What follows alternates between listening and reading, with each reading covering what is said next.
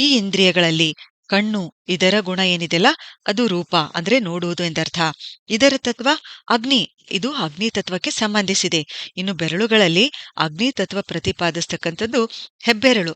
ಸಂಸ್ಕೃತದಲ್ಲಿ ಇದನ್ನು ಅಂಗುಷ್ಟ ಅಂತ ಹೇಳ್ತಾರೆ. ಎರಡನೇ ಇಂದ್ರಿಯ ಮೂಗು, ಇದರ ಗುಣ ಗಂಧ ಅಂದ್ರೆ ಸ್ಮೆಲ್ ನೋಡುವುದು, ವಾಸನೆ ನೋಡುವುದು ಎಂದರ್ಥ.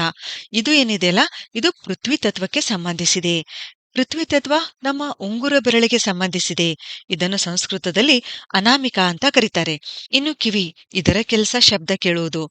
ಇದು ಏನಂತಂದ್ರೆ ಆಕಾಶ ತತ್ವಕ್ಕೆ ಸಂಬಂಧಿಸಿದೆ. ಆಮೇಲೆ ಈ ಆಕಾಶ ತತ್ವ ಪ್ರತಿಪಾದಿಸ್ತಕ್ಕಂಥ ಬೆರಳು ಯಾವುದು ಅಂತಂದ್ರೆ ಅದು ಮಧ್ಯದ ಬೆರಳು. ಇದನ್ನು ಸಂಸ್ಕೃತದಲ್ಲಿ ಮಧ್ಯಮ ಅಂತ ಕರೀತಾರೆ. ಚರ್ಮ, ಇದು ಸ್ಪರ್ಶ ಜ್ಞಾನಕ್ಕೆ ಸಂಬಂಧಿಸಿದೆ. ಇದರ ತತ್ವ ವಾಯುತತ್ವ. ಇನ್ನು ವಾಯುತತ್ವ ಪ್ರತಿಪಾದಿಸ್ತಕ್ಕಂಥ ಬೆರಳು ಯಾವುದು ಅಂತಂದ್ರೆ ತೋರ್ಬೆರಳು. ಇದನ್ನ ಸಂಸ್ಕೃತದಲ್ಲಿ ತರ್ಜನಿ ಅಂತ ಕರೀತಾರೆ. ನಾಲಿಗೆ,